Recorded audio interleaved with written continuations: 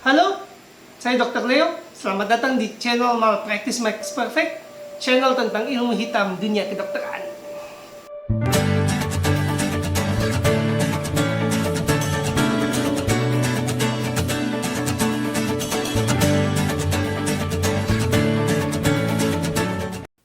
Jadi di video sebelumnya, saya itu udah menegaskan atau sudah menyampaikan bahwa kita itu bekerja berdasarkan bukti. Kita bukan bekerja nebak-nebak, kita bukan bekerja dengan feeling atau kebijaksanaan. Mana buktinya dokter saya tidak dalam bahaya? Tapi kan lagi balik seperti yang saya jelaskan kemarin lagi bahwa pembiayaan itu tidak memungkinkan. Jadi dengan pembiayaan yang terbatas, mau nggak mau kita harus tega, tanda kutip, atau berani, tanda kutip, mengorbankan kesehatan pasien. Nah, kadang-kadang ini pun harus terjadi di rumah sakit pendidikan.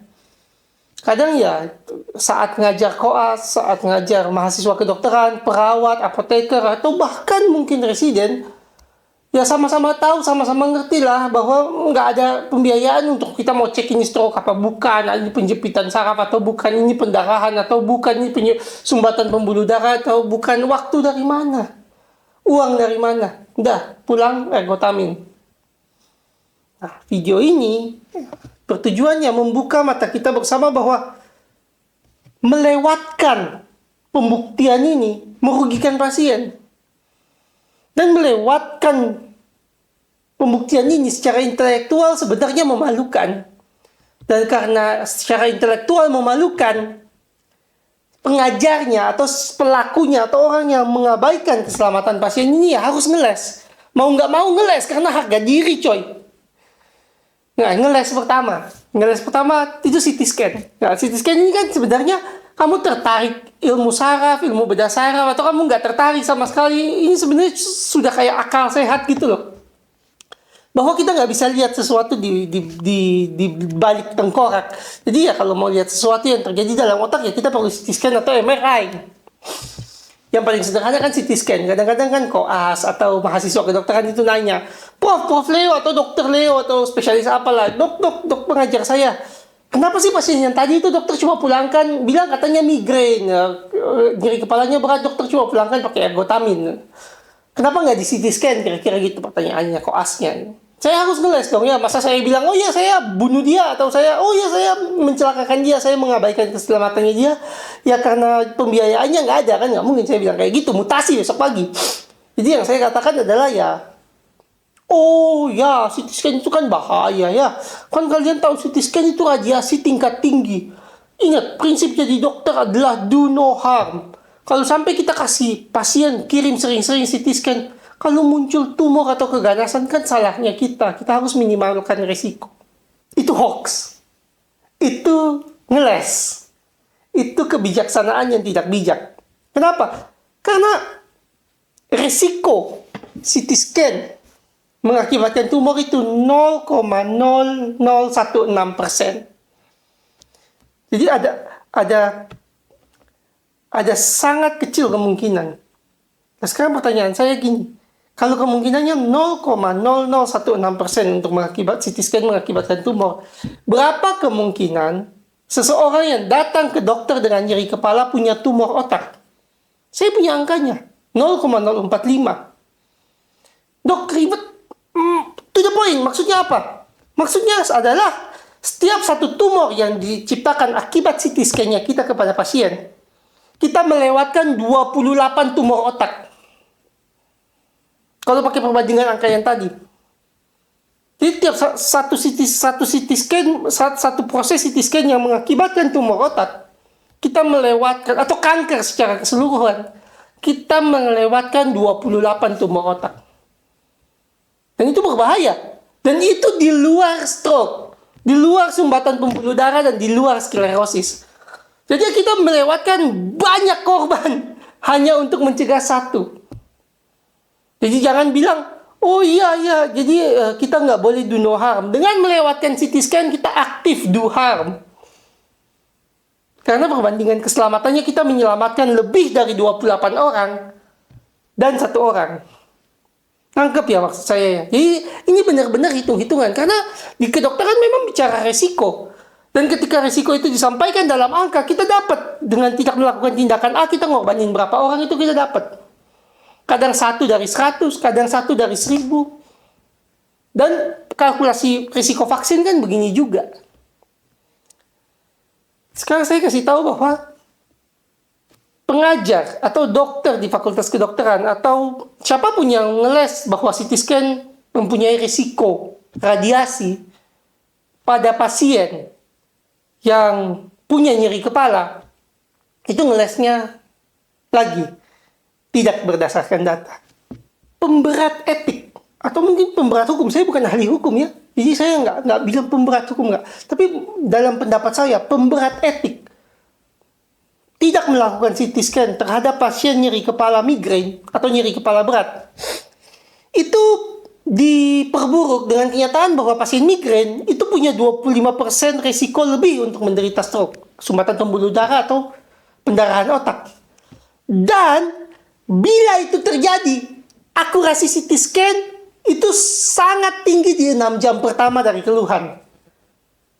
Nah, ini kan nggak disampaikan ke mahasiswanya. Jadi mahasiswanya pikir, oke, karena takut radiasi, masuk akal kita kirim aja. Kemungkinan kan toh bukan tumor otak, toh bukan stroke, toh bukan sumbatan pembuluh darah. Berapa asumsi itu kamu pakai ketika kamu pulangkan pasien nyeri kepala berat atau migrain tanpa CT scan?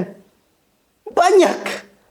Kamu pastikan, kamu yakin dengan kebijaksanaanmu bahwa dia bukan tumor. Kamu yakin dengan kebijaksanaanmu bahwa dia bukan pendarahan otak. Kamu yakin dengan kebijaksanaanmu bahwa dia bukan sumbatan pembuluh darah. Dan kamu yakin dengan kebijaksanaanmu dia bukan sklerosis. Padahal migrain atau nyeri kepala berat itu adalah risiko untuk semua penyakit itu. Ya, berat untuk dibela kalau memang terjadi sesuatu. Kita bisa lihat di diagram berikut ini bahwa penderita migrain itu mengalami risiko sumbatan pembuluh darah karena peningkatan faktor pembekuan. Kemudian dia juga berisiko mengalami sumbatan pembuluh darah dan pendarahan karena gangguan kelenturan dan ketahanan pembuluh darah. Dan juga mereka yang mengalami migrain itu mengalami fenomena yang dikenal dengan spreading depression, di mana aliran darah di otak itu menurun. Nah, kalau itu terjadi stroke, itu akan lebih buruk dibandingkan dengan non-migrain secara teori. Jadi ancamannya itu nyata. Ancamannya itu tidak mengada-ngada atau seumpamanya. Dokter Leo, kamu pengajar kan? Masih pengajar nih statusnya. Katakan saya ngajar koas gitu ya. Prof, dokter Leo, itu kok pasiennya nggak di MRI, dok? Kan kalau CT scan dokter bilang radiasi. Kok nggak rujuk buat MRI? Ngelesnya saya ke dia, buat apa? Kan kita khawatirnya pendarahan, deh. Kita kan khawatirnya sumbatan pembuluh darah. Itu yang emergency. Jadi dia memang butuh CT scan, tapi dia nggak butuh MRI, terlalu mahal. Ini cacatnya juga. Ini argumen yang cukup fatal dan populer. Karena di Indonesia banyak daerah nggak punya MRI. Jadi ketika kita nggak punya fasilitas, kita nggak bisa menekankan. Nah ini salah satu kelemahan juga di sistem pendidikan di Indonesia, pendidikan kedokteran, bahwa ketika kita nggak punya fasilitas, kita nggak bisa menekankan pentingnya fasilitas itu. Kita nggak punya MRI, kita nggak bisa ngajarin koas bahwa MRI itu penting. Karena kenapa? Karena direktur rumah sakit itu bilang, kamu masih mau kerja sini apa? Enggak, kau jelek-jelekin rumah sakit sendiri sih. Bosan, mau minta mutasi ke RSUD yang mana? Jadi, akhirnya pendidikan kedokteran di Indonesia itu menyesuaikan fasilitas banget, bukan menyesuaikan perkembangan ilmu pengetahuan dan teknologi. Nah, sekarang saya akan kasih tahu ke kamu kenapa MRI itu penting. Untuk pasien nyeri kepala, untuk pasien migrain. Penting karena tabel ini. Nah, ini tabel disampaikan tentang orang yang migrain di atas, di bagian frontal, di depan. Karena ternyata setelah di MRI, ada penjepitan saraf. Nah, bagaimana caranya tahu penjepitan saraf kalau kita nggak MRI? Nah, kalian bisa lihat di sini bahwa dengan kalau terjadi penjepitan saraf, tapi kalaunya kan penting. Kalau kamu jadi pasiennya, kalau kamu jadi dokternya, kalau itu nggak penting. Tapi kalau kamu jadi pasiennya, kata kalau itu penting. Ya kalau saya jadi dia kan celaka saya gitu loh. Nah, MRI ini kalau pada kasus penjepitan saraf yang menyertai migrain atau disebabkan oleh migrain yang disebabkan atau diperberat oleh penjepitan saraf, obat-obatan itu nggak ngaruh jauh. Kamu nenggak obat sampai efek samping muncul nggak akan ngaruh jauh. Itu datanya saya sampaikan. Memang data ini parsial, memang sampelnya dikit. Tapi ya masuk akal gitu loh, bahwa kalau umpamanya kamu itu di rumah, pipamu itu kegencet, pipa airmu itu kegencet atau ketindih sesuatu, kejepit. Apa solusinya? Kamu perlu sekolah berapa ratus tahun untuk tahu solusinya apa? Solusinya kan diangkat jepitannya. Masa solusinya manipulasi pipanya, manipulasi alirannya, ganti alirannya, tambah tekanannya? Kan bukan. Namanya kejepit, ya angkat jepitannya. Nah, inilah pentingnya MRI jadinya. Pentingnya spesialis bedah saraf. Karena kalau kamu sarafmu kejepit, kamu minum obat sampai efek samping muncul, sampai medication overuse headache, sampai keracunan, efek samping yang lain-lain muncul, nyerinya nggak akan membaik signifikan. Tapi kamu lihat kalau intervensinya masuk ke bedah, kamu lihat penurunannya kalau pakai botulinum toxin atau botox. Kamu lihat kalau pakai endoskopi decompression surgery. Dalam 12 bulan, 1 tahun, turun signifikan jadi 1 fasnya. Nah, ini pentingnya MRI. Ini saraf kejepit apa enggak? Ini ada gangguan mekanis apa enggak? Jangan ada gangguan. Saya bukan ahli bedah. Saya bukan orang bedah saraf. Saya nggak layak jadi presiden bedah saraf. Saya nggak punya bakat di bedah saraf. Ini hanya berdasarkan satu data dan akal sehat. Kalau barangnya itu gangguan struktur, jangan coba dikasih obat. Perbaiki struktur yang rusak. Spesialis bedah saraf. Ini pentingnya MRI. Jangan di skip. Jangan karena ya penting. Kita nggak punya. Makanya saya jelaskan ke pasien bahwa saya nggak punya gitu. Bukan di skip karena kita nggak punya. Ya nggak gitu juga kali ya. Akhirnya kan kalau kita gitu ya koasnya ilmunya nggak berkembang. Karena kebetulan sekolah di rumah sakit yang nggak ada MRI. Ya lucu. Mengulang lagi. Jadi sebagai dokter ya kita harus membuktikan penyebab dan resiko dari migrain yang sedang dialami pasien. Sekedar mendiagnosis nggak cukup. Sekedar bilang saya sudah mengacu pada ICHD-3 bahwa Bapak itu sakit migrain. Secara legal saya bilang Bapak sakit migrain. Nah, resiko-resiko yang lain di mana? Saya bilang dia sakit migrain, ergotamin pulang, pendarahan otak, mati. Di mana bukti resikonya gitu? Itu yang harus disampaikan ke pasien. Bukti resikonya di mana? Dan kita masuk ke ngeles nomor 2, kan gitu. Kadang-kadang koas itu kritis, dia mungkin sudah baca textbook. Dia tanya ke dokternya, dok, yakin dok? Maksudnya kalau seumpamanya pasien pulang kenapa? Maksudnya ya kayak tadi saya cerita, kalau dia pulang pendarahan, mati, dia pulang stroke, tiba-tiba cacat, dia pulang ternyata ketemu sklerosis yang meluas. Kita jawabnya gimana dok ke keluarga pasien? Kan ada pertanggungjawaban moral di sana bahwa keluarga pasien akan kembali ke kita dan bilang, dok kemarin waktu suami saya datang ke dokter ternyata dia stroke gitu. Itu kan meskipun dia nggak masuk ke ranah hukum aja udah salah kita tidak melakukan CT scan dan MRI. Tapi kita harus ngeles karena kita mau mempertahankan posisi kita kerja di sana pak. Kalau enggak kan ya bisa panjang ceritanya kalau kita nggak ngeles di situasi tersebut. Jadi ngeles yang nomor 2 yang populer yang dikeluarkan ke koas, ke pasien, ke keluarga pasien itu adalah red flag. Jadi di penanganan nyeri kepala itu seluruh dunia populer sekali kata red flags atau bendera merah. Artinya kalau gejala ini ada, pasien itu harus di CT scan. Pasien harus di MRI, harus diinvestigasi. Kalau gejala ini ada. Coba kalian lihat red flag, gambar red flag di bawah ini. Ini red flagnya, ini dipakai di seluruh dunia. Ini yang jadi kayak ngelesnya gitu loh. Oh saya nggak CT scan karena kemarin waktu bapaknya datang itu nggak ada ini red flag ini gitu. Nah red flagnya itu kan Kalau kalian baca sebenarnya sangat-sangat bolong gitu, sangat-sangat mudah dibantah. Rapid onset contohnya, ya namanya pasien kayak saya bilang tadi, dia siap nunggu 6 jam di ruang tunggu, dia siap cuti 1 hari buat datang ke dokter, minta rujukan 3 kali ke layanan primer, itu pasti onsetnya cepat. Dan per definisi onsetnya memang cepat, dalam 4 jam kan terjadi migrain. Jadi rapid onset itu hampir, saya nggak bilang semua, tapi hampir selalu ada. Usia lebih dari 50 tahun, ya mungkin ada, mungkin enggak. Memburuk dengan mengejan. Nah ini memburuk dengan mengejan itu maksudnya kalau kamu tahan napas terus tiup, falsafah namanya, atau mengeden, itu tekanan nyeri kepala meningkat. Sekarang saya tantang kalian. Sekarang juga waktu nonton video ini, di pause bentar, kalian lakukan itu. Tutup hidung, lalu tiup. Bikin 50 kali. Pusing kalian. Nah, kenapa pusing?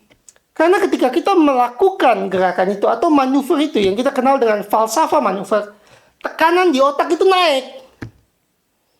Jadi dengan melakukan itu, banyak nyeri kepala memang akan memburuk. Atau setidak-tidaknya tidak membaik.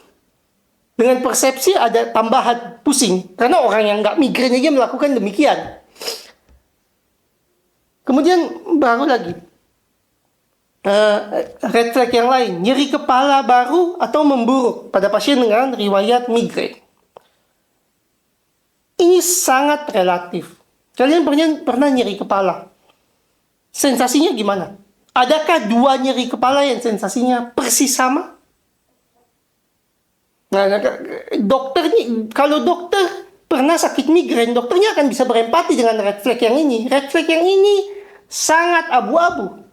Tiap orang yang pernah sakit kepala tahu bahwa nyeri kepala saat A dan saat B dan saat C itu mungkin sama, mungkin beda. Tapi kalau saya harus menaruh resiko saya stroke atau bukan, di antara pembeda itu, saya akan bilang ke dokter saya bahwa ini beda. Nangkep ya maksudnya? Ketika dokternya tanya, Bu, sensasi sekarang ini sama yang kemarin sama apa enggak? Pasien perlu tahu bahwa kalau dia jawab tidak, dia tidak di CT scan. Kalau dia jawab sensasinya iya, sensasinya tidak. Tidak itu artinya ya, sensasinya sama aja. Dia nggak di CT scan dan dia ada risiko terlewat stroke. Kalau dia tahu risiko itu dan dia kembali merenungkan 2 kejadian yang terpisah, dia akan bilang beda. Karena risikonya terlalu besar. Nah, kemudian muncul lagi bahwa red flag yang satu adalah presence of neurologic symptoms.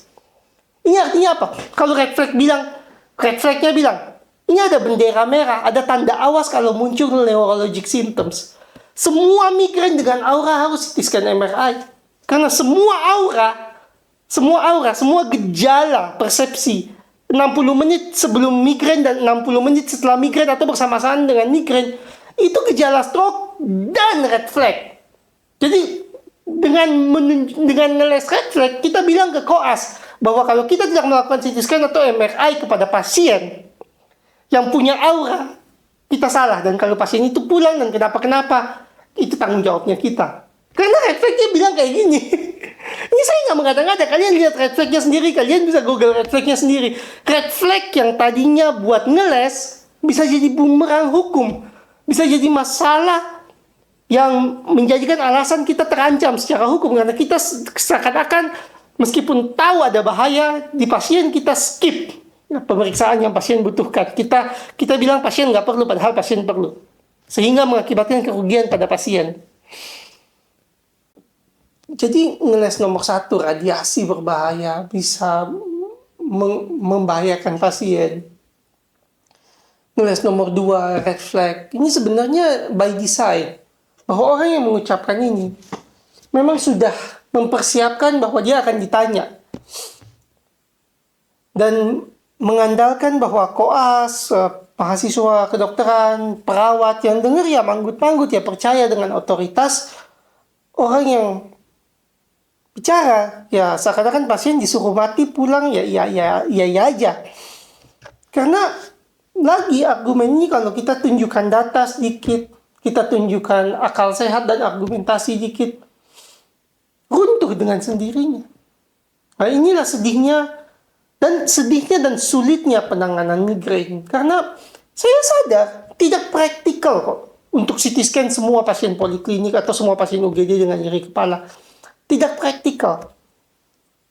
Tidak mungkin dikerjakan, baik dari segi praktisnya maupun dari segi pembiayaan. Saya bukan orang yang kayak idealistik, nggak masuk akal, tapi harus ada pertanggungjawaban.